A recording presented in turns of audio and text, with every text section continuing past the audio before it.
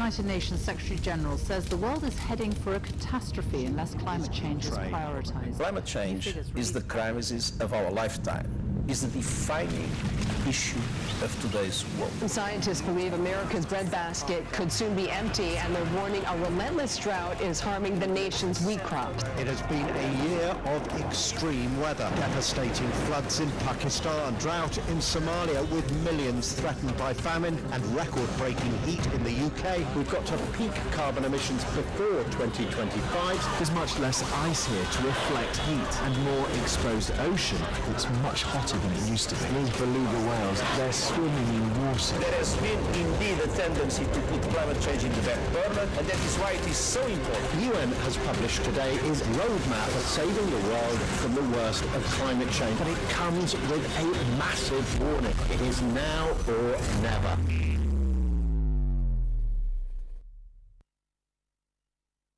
It sounds like a lot, doesn't it? Welcome to an event dedicated to forging a sustainable future, a future for the next generations, for the longevity of our planet.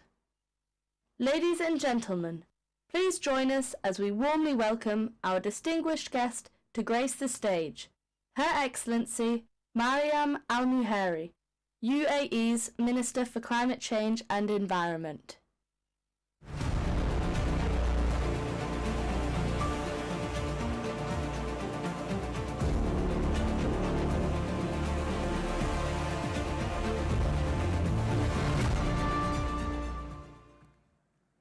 Colleagues, ladies and gentlemen, first of all, a very warm welcome. Thank you so much for having me. Farhan, I remember when you came to me and said we want to make something very visually appealing, something that moves us all. I congratulate you and your team, Pure Health, for putting this together.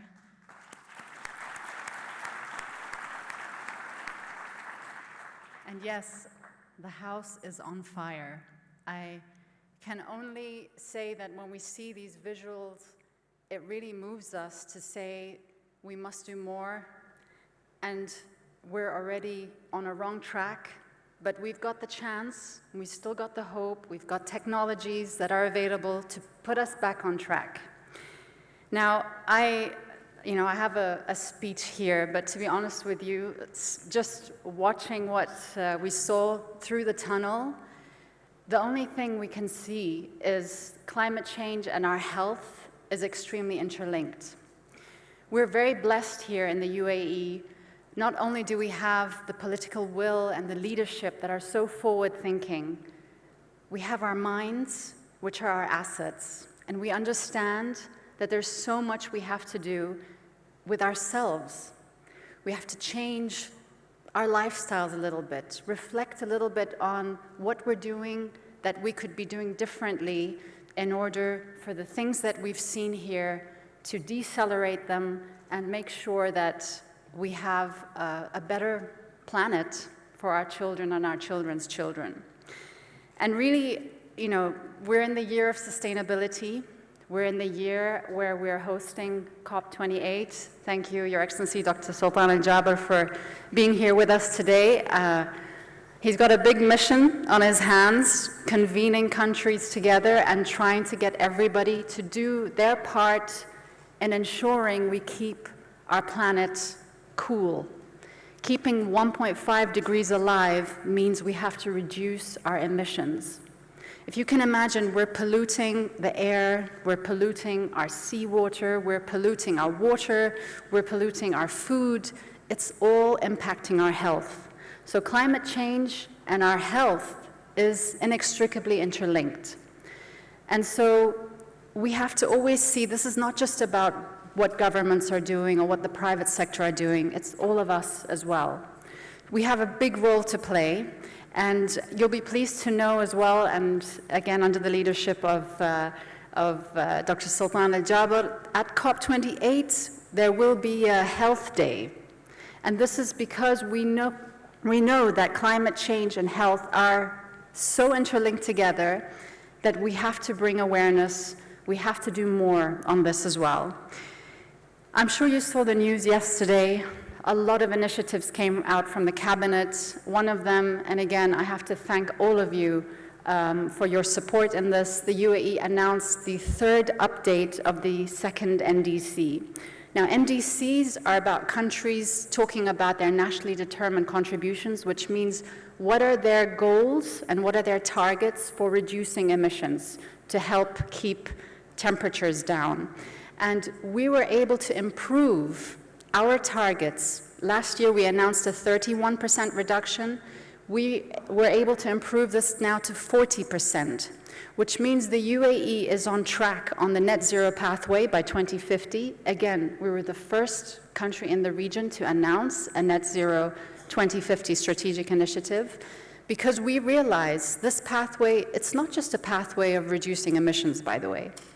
It's a pathway of a new way of living, a new way of doing business. It is the pathway we have to lead for us to be able to live longer or have a better quality of life as well as we age.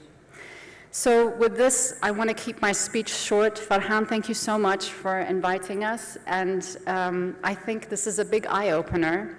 And I would love to see more people to see this impact that you've put together here. So well done. Thank you so much.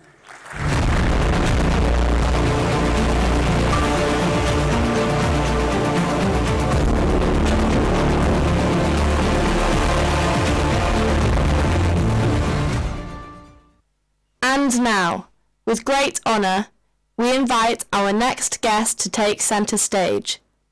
His Excellency Mansour Al-Mansouri, Chairman of the Department of Health, Abu Dhabi.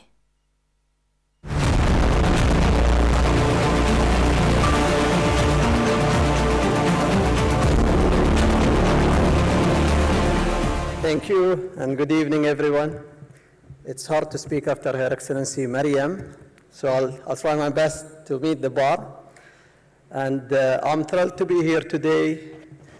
The interlinks, as Her Excellency said, between climate change and health are undeniable. Global climate change challenge continue to cause profound disruption to our environment with far-reaching consequences on human health. The UAE, with our leadership, has proven track record in sustainable actions and continues to magnify sustainable developments at local and global level across all sectors. Over the past years, it was evident that the UAE has taken great strides towards a sustainable future through building bridges and fostering consensus to accelerate inclusive climate progress for the planet. Our country is the first in the region to commit to an economy-wide reduction in emissions and the first to announce a net zero by 2050, a strategic initiative translating its commitment to raising the ambition for climate action. With COP28 only a few months away, we cannot be more eager to convene on our land with key global figures and organizations. And I quote His Excellency Dr. Sultan Al-Jaber with his quote, to mobilize actions around major course corrections on climate and accelerate emissions reduction while ensuring energy security. Having personally worked with His Excellency Sultan in the past, I'm assured that our global climate change agenda will continue to expand and soar high. As the famous saying states, it's not enough to be in the right place at the right time. You have to be the right person in the right place at the right time. And His Excellency Sultan is the right person at the right time and at the right place to move this agenda forward. So thank you, Doctor, for all your efforts. It's just a highlight. It's genuine. I worked with him. Under the directives of our leadership, DOH continue to lead the health sectors, working hand in hand with our partners and ecosystem players to drive the sustainability agenda, with an ultimate goal to reduce carbon emission by 31%. Now it's 40. Well done. And net zero by 2050. DOH launched the sector short and long-term sustainability goal earlier this year. The department has lined up sustainable operation related to chemical, food, procurement, transportation, and water, while promoting nutrition and sustainable food systems that are locally produced. Parallel with focus on waste management, we continue to enable the sector to decrease, treat, and safely dispose healthcare waste. Furthermore, alongside our partner from across the sector, we have established a solid governance model for green hospitals with Abu Dhabi-specific accreditation and labeling. We are confident that through our valuable partnership, we will be able to unify efforts and collectively shape a healthier tomorrow for the planet and the people. On a final note, I would like to highlight and thank our valued partner, Farhan at Pure Health, and his exceptional team, because organization is all about people. So I would like as well to thank the people behind the initiative to achieve net zero goal, not 2050, but 2040. So thank you again for contributing to our achievements.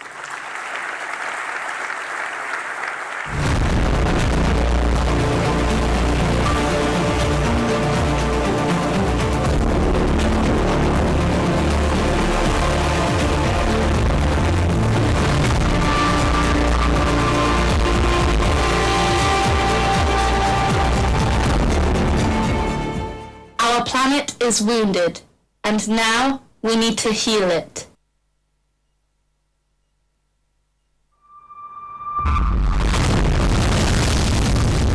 Longevity is possibly the greatest challenge we face today as a society. And when we talk about longevity, we don't just mean increasing lifespans of people. We mean increasing their health spans. Making people healthier for longer. So we need a healthcare revolution. The most valuable commodity humankind has is time. The world is changing exponentially. I believe we are approaching the singularity. People often ask me, what worries you? I say I'm worried about climate change, because on climate change, we are running out of time. We all need to work towards the longevity of our planet. We only have one planet. So we need to take climate change seriously and play our part in order to leave our next generation with a planet that is livable. It is the responsibility of all of us to ensure we achieve net zero, not only by 2050, but much before that. What if we don't do anything?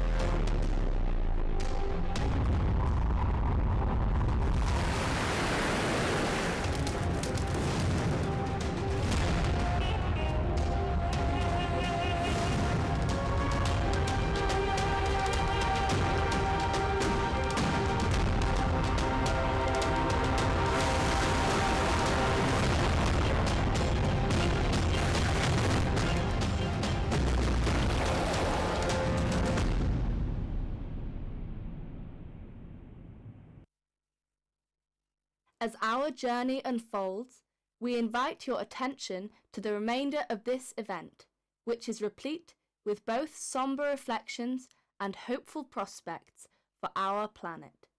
To take us further on our journey, please welcome Shaista Asif, Group COO of Pure Health.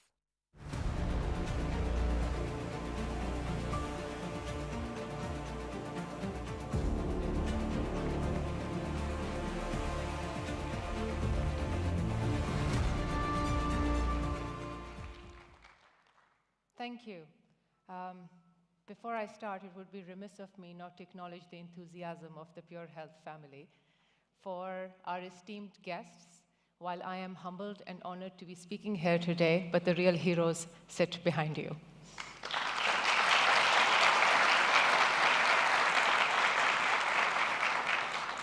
So for anyone who knows us, they'll tell you that we're very passionate about longevity. And we're extremely passionate about this topic. It's become synonymous with our name. But most people don't know why the topic of longevity. You see, longevity as a concept has very recently become popular, but the ethos behind longevity is as old as time.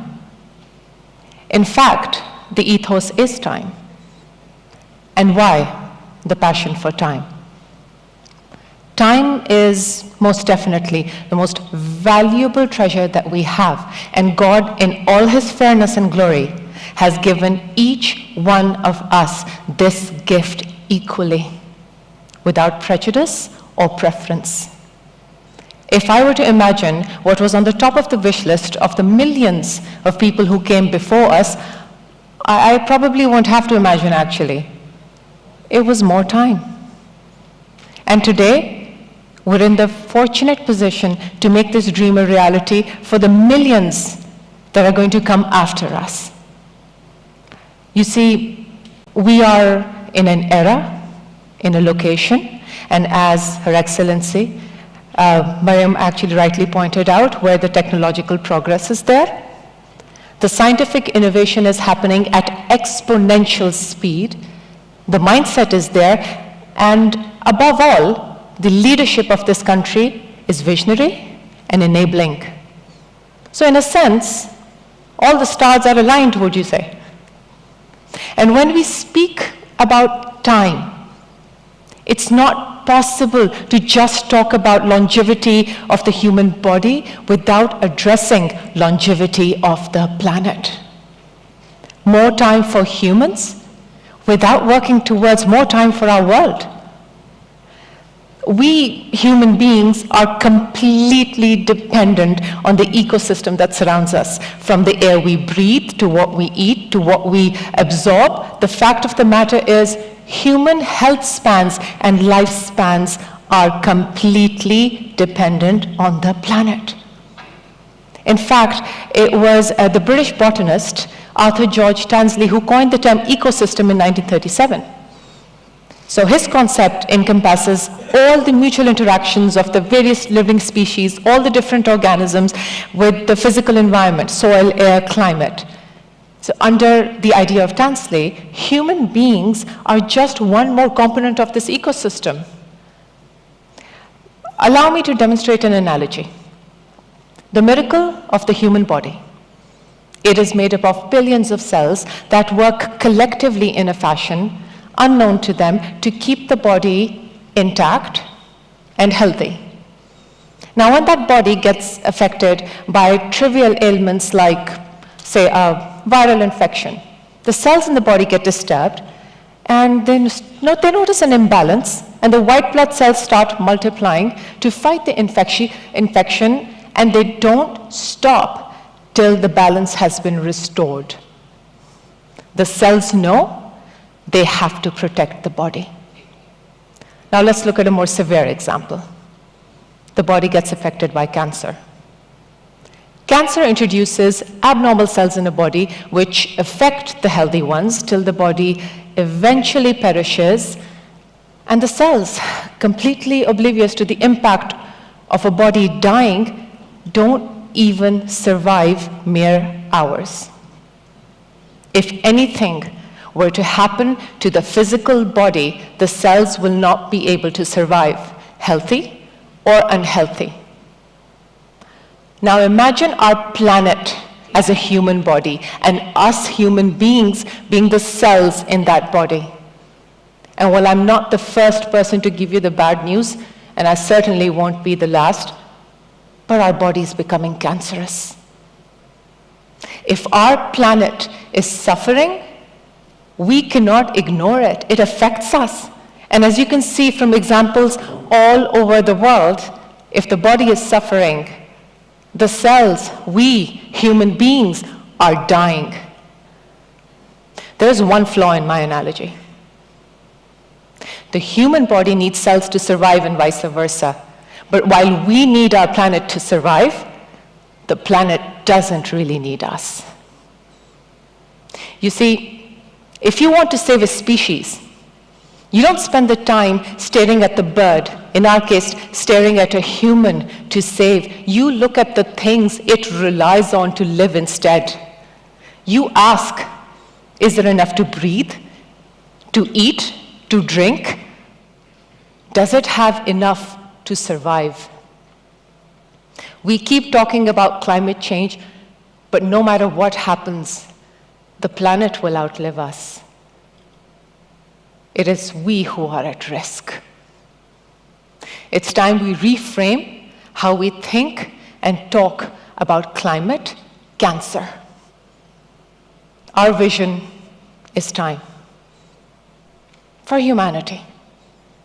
And that isn't possible without fighting for the health of our planet. And we human beings, being the cells that operate within this planet, need to bring the balance that enables a longer, healthier, happier life for the planet. And an extension, by default, a longer, healthier, happier life for us. More time to live more, do more, love more, and be more.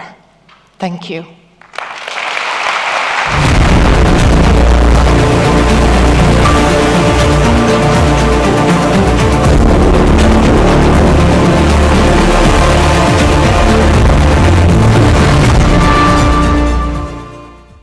What world are we leading our children into? How does the future of our planet really look? Is it really now or never? Please welcome Farhan Malik, Group CEO of Pure Health.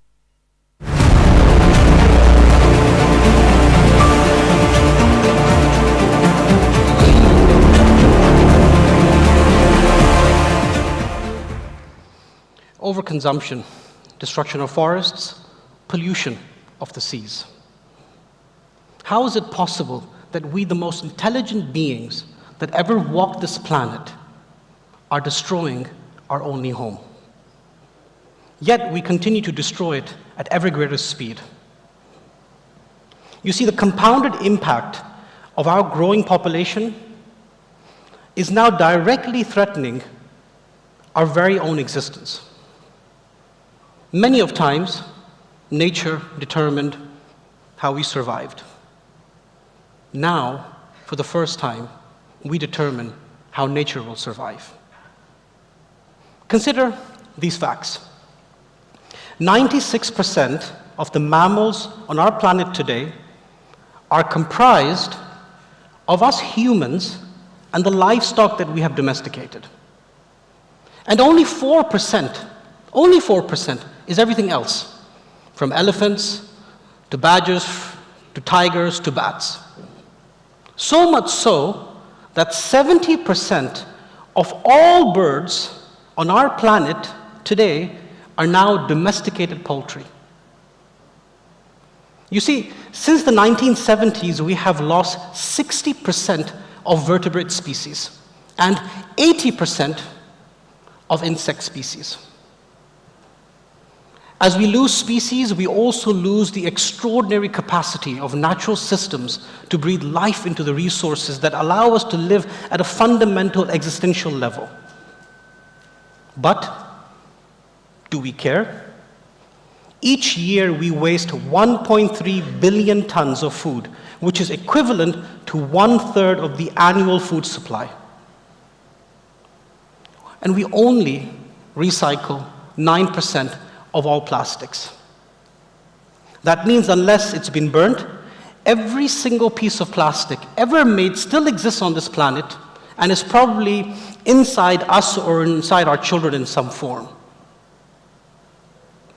Furthermore, the climate change crisis is interlocked with the nexus of other global crises, like climate refugees, political crisis, and perhaps, most importantly, a collective moral crisis. Within the next decade or so, we are going to pass a number of tipping points from where recovery would be next to impossible. And to stay below the 1.5 degrees as per the Paris Agreement, we must emit less than 250 billion tons of carbon dioxide. But at our current rate, if we continue to emit 40 billion tons of CO2, our time and our budget will run out within the mere next 7 years. So you see, we're already observing the aftermaths of rising sea levels, failed harvests, food, water, and energy insecurity. And we shouldn't be ignorant and think that it won't affect us. This climate cancer is going to affect us all. We are all in trouble, and we are on a highway to climate hell with our foot on the accelerator. And unfortunately, we are stealing our children's future. How will we explain our ignorance and our lack of action to our children?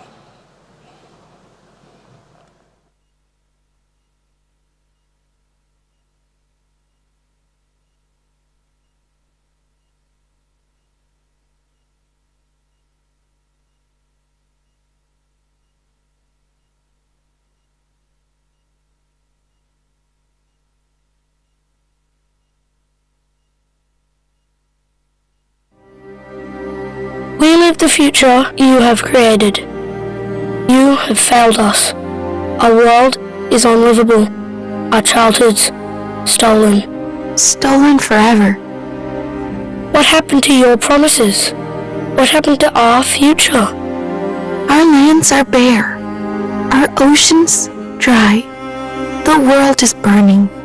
The planet lost. Lost forever. You had the means. You did nothing. Why? Why didn't you do anything?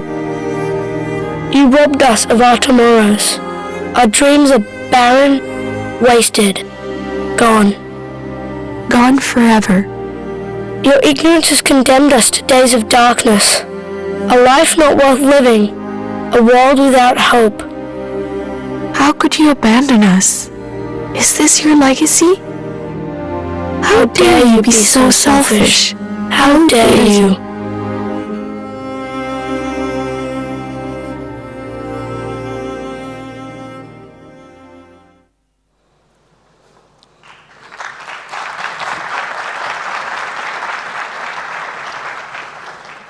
Perhaps this realization will give us the motivation we need to rewrite their future.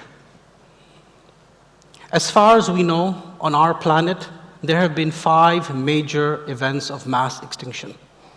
Events caused by changes so severe that many species simply surrendered to extinction and ceased to exist.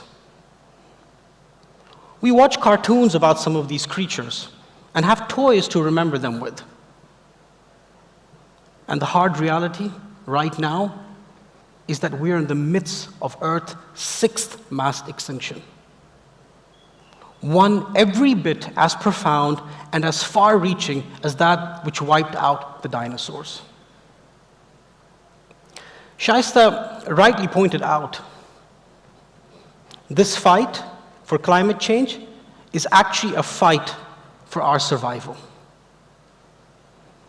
It's true, we have inherited an ecosystem that is layered and complex, but it's our ecosystem. It's our home. And the irony is that the destruction of our home comes down to a single number, just a single number, the concentration of carbon in our atmosphere.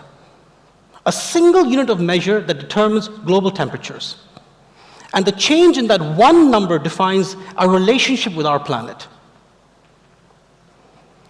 This year, the world will evaluate exactly where we stand when it comes to climate progress, thanks to the first global stocktake scheduled to take place right here in the UAE at the COP28. But we already know what the outcome will be. And it's ugly. The world is way off track. And we need a major, major course correction. Whatever happens over the next century will be determined by how we played our cards in this very decade, especially in the next few years. The UAE is blessed with leadership that has actively invested its wealth in the health of its nation. A leadership that has balanced economic growth together with environmental responsibility and put climate action at the heart of the development agenda. So, we are already in the midst of the fourth industrial revolution, which will power millions of sustainable innovations. So we must embrace AI, machine learning, and all the transformative technologies available to us. We must transform the way we work, the way we live, the way we think, as this transformation is not only our weapon against climate change, but also a great opportunity for progress and economic growth. I believe in our lifetime, we will approach the singularity, a new era where we move into the fifth industrial revolution, where man and machine come into unison. And as the world is changing, so should we. So at Pure Health, we are transforming the way we think, the way we look at sick care, patient access, and the overall concept of healthcare. So to ensure transparency of our actions, we have aligned our plans with the international standards of SBTi. And with the science-based targets, I'm extremely excited and proud to say that Pure Health is committing to achieving net zero by the year 2040.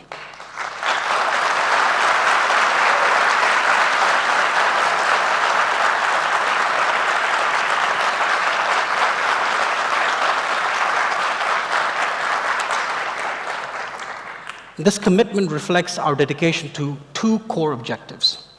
One, the longevity of our planet is critical for the mission, for the longevity of our people. No planet, no people. And two, promoting and sharing sustainable healthcare practices with all our peers and colleagues through collaboration, partnership, to win this war against climate change. Avoiding a climate disaster is one of the greatest challenges humanity has ever faced. Therefore, we have to set aggressive near-term targets. So we have addressing the near-term targets is something which should be shared with everybody, and we at Pure Health emphasize the point that action has to be taken now. So our transformative efforts are recognized on day one. You see, since the beginning of the first industrial revolution, globally, we have emitted over 2,400 billion tons of carbon dioxide.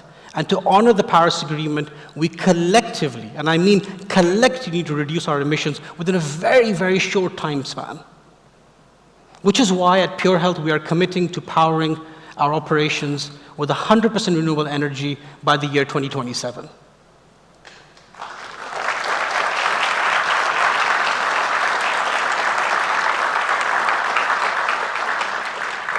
And more importantly, our target is to reduce 50% of our overall emissions by the year 2030.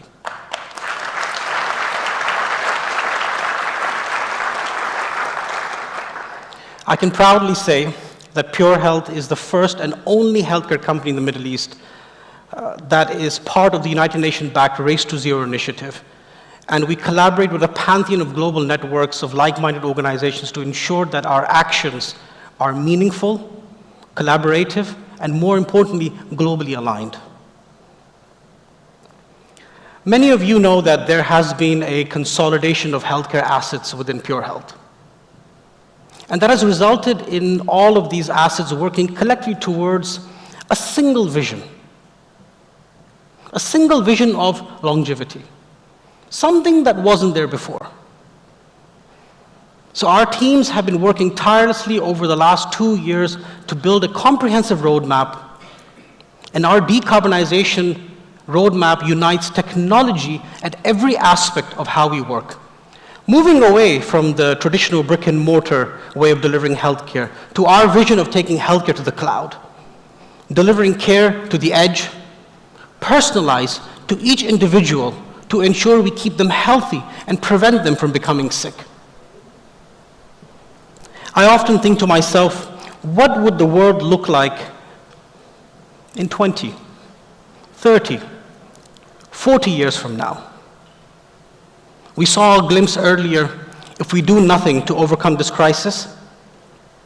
So I offer you an alternative to that future, one where your and my children will live the lives they are meant to.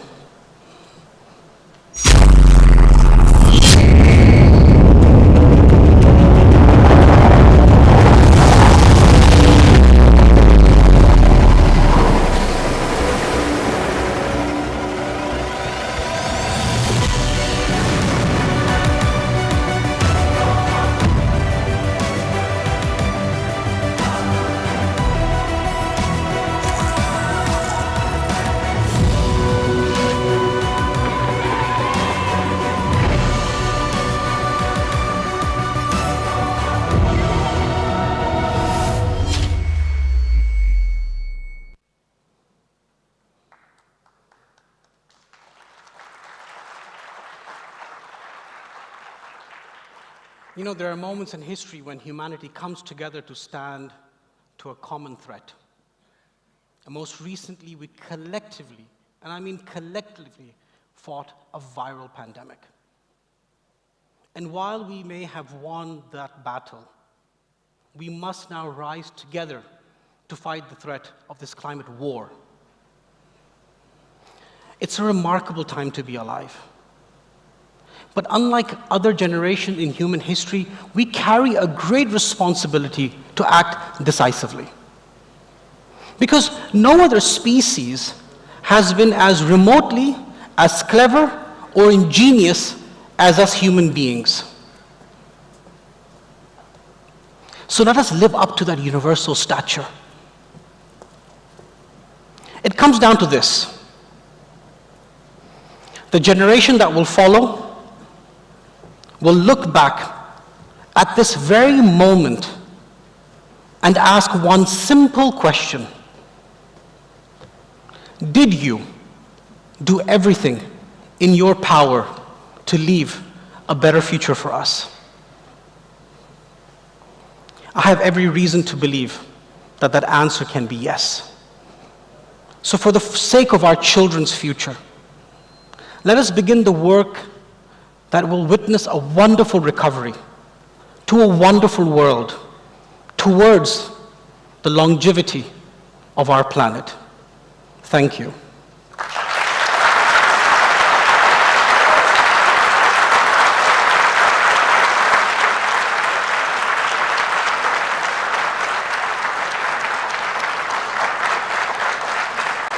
I kindly ask our very own COP President, His Excellency Dr. Sultan, Mr. Mariam Moheri, Mr. Mansour, and the other VIPs who would like to take a quick photo op with the children of our future. Please, we welcome you to the stage.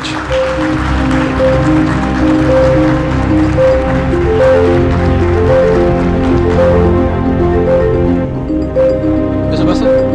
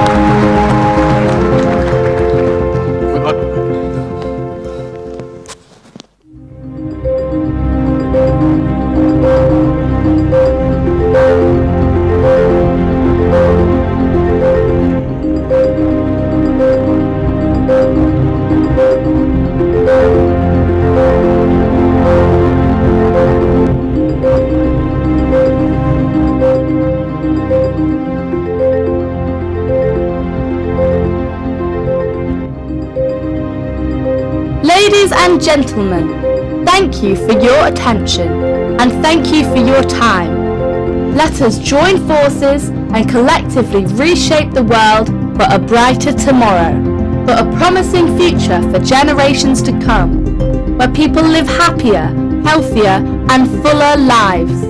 Together, we will strive towards ensuring the longevity of our planet and work towards ensuring the longevity of humankind.